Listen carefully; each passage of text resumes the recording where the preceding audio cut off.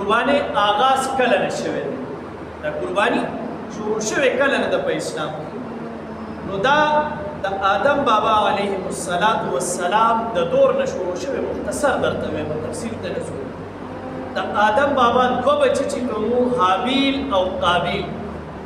الله رب العزت هغوی ته د قرباني کولو حکم ورکړو خو هغه وخت سره د قرباني کولو هغه نوعیت او طریقه کار لږ جدا و حابیل چونکې ګډبه و د به ګډې ساتلې نو ده ته الله حکم وکړو چې ته د دې خپلو ګډو نه زما په نامه یو ګډه حلاله او قابیل دې زمیندار و کرونده به یې کوله فصل کیتی باړي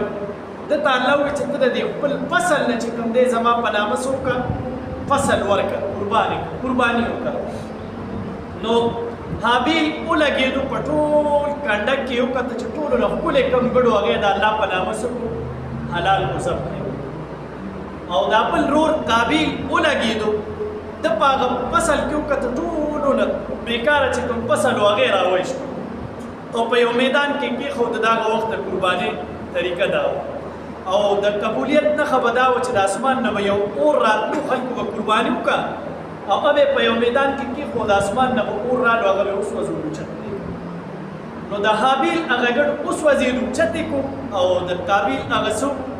په ځای باندې پاتې شو دا خو د هغوی د قبولیت نښه ده او د دې امت د قبولیت دپاره څومره اسانه ده رسول الله مبارک فرمایي ویلای وینه زموږې ته نی رسېدلي د صحابي چې الله د دې قرباني څه کړي قبوله کړي یو یې قرباني قبوله شي او بل یې خوري په خپله